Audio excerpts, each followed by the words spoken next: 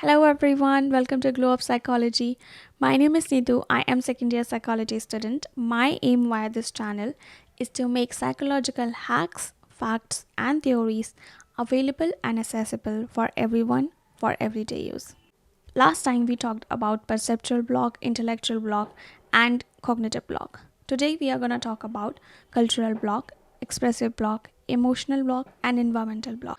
So we need to understand what these blockers are, how they are impacting our problem solving, and how we can avoid them.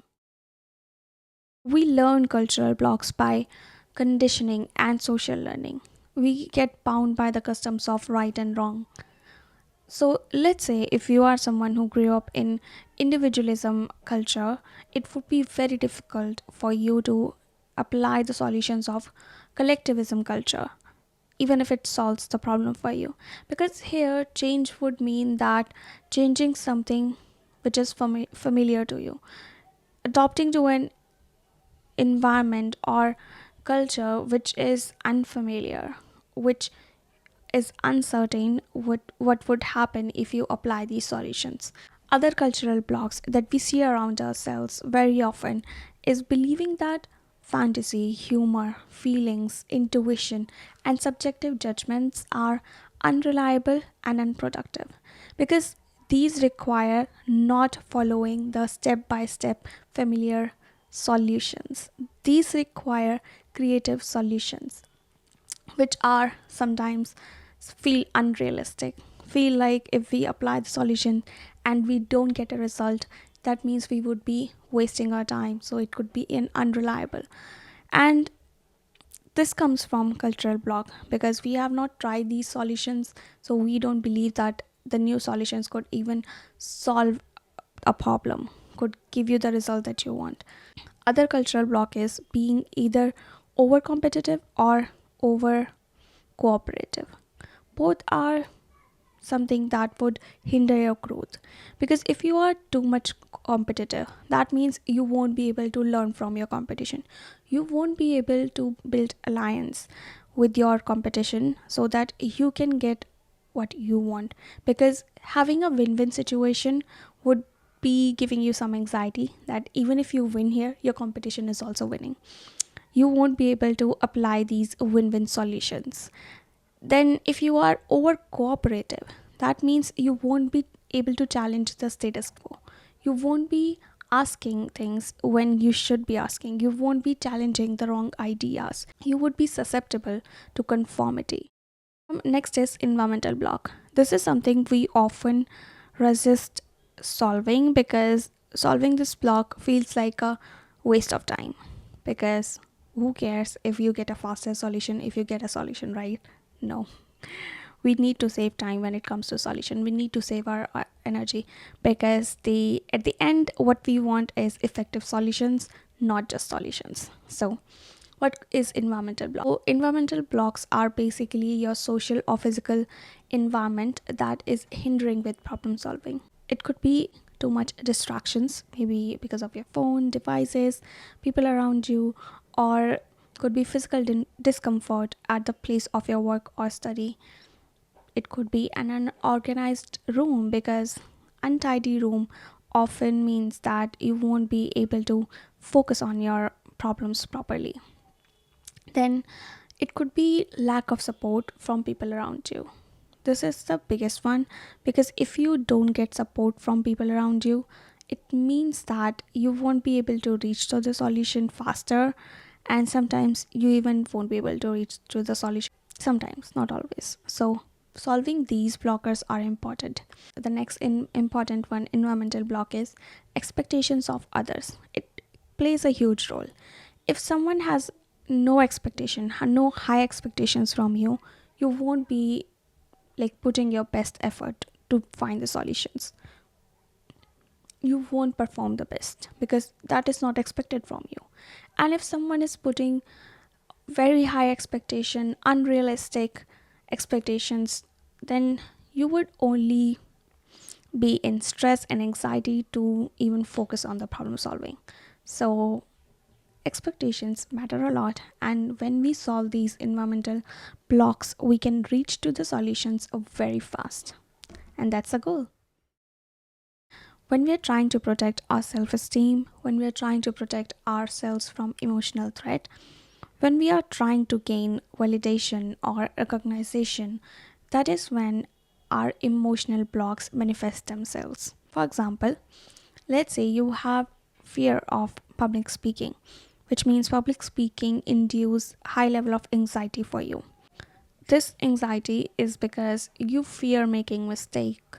You fear that if you make a mistake, the people what would people think about you? You fear looking foolish or unskilled in front of everyone. And that is why you avoid taking the challenge of public speaking. You avoid speaking in a large group of people. So, what is happening here is you are resisting a challenge, but also you are resisting growth. You are avoiding taking a risk of presenting yourself in front of everyone because you don't know how people will perceive you. And this uncertainty is causing the anxiety. But what you really are avoiding here is the feeling of the emotions of shame and embarrassment, which is totally okay because this is something that can be solved. How we solve it? First of all, if you want to ease this anxiety, you should learn the skill. You should get enrolled in classes, read books on public speaking, and once you do that, you will have some confidence in your skills, in your ability to speak in public, and you can take on that challenge of going in public and talking about what you have to say. Once you do this and practice your public speaking, eventually the anxiety will reduce to such a level that you won't even feel like that public speaking is a challenge and you would enjoy that. So the next one is expressive block. We face this block majorly because of the lack of communication skills and lack of emotional regulation. What happens is when we are not able to express ourselves clearly is that a small disagreement could lead to huge fights and arguments and even for create further problems. Okay, so for example, let's say you had a fight with your friend or a family member. What possible mistakes you could be making here are, or they could be making as well, are first, you could be using different languages. And I don't mean literally, I mean the meaning of the words or the sentences that you are saying.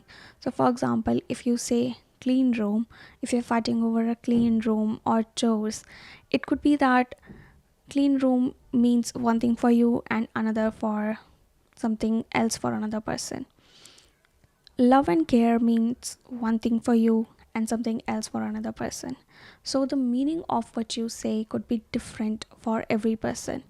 So that is why we could be using different language and not trying to understand what they mean by it and try to explain what we mean by it, because we expect others. This is the second mistake. We expect others to understand us, to already know what we need instead of expressing what we need and what we want. What are our expectations? We don't say it clearly, we just want them to magically understand it. But what happens is it would create a huge gap in the communication, in understanding, and even the bond that you have. So, to avoid that, it's best to sit down, talk about what your needs are, what other person needs are, and what do you mean by things when you say one thing. Another mistake is that we could be using the language incorrectly, which means that we mean one thing and we say another thing. So for example, in a fight, when you actually want to say that I am hurt and I'm feeling angry, you could say that I don't like you. Or we could be using the all or none language, like you are always like this, you never care about me. So these all or never languages could also lead to misunderstandings or blames that the other person would try to defend now. So you won't be solving a problem, but you will both would be defending yourselves. When we understand that expressive how important expressive block is, we could work on it because it is a skill. Communication is a skill, it can be learned. It is not something that everyone already knows, it is something that we learn like other skills. So, if you want to improve your connections with others, how you deal with relationship issues, then you should learn communication skills, you should learn emotional regulation. If you learned something new from today's video, give it a thumbs up and share it with your friends or family members. That's it for today. I'll see you in the next video. Bye bye.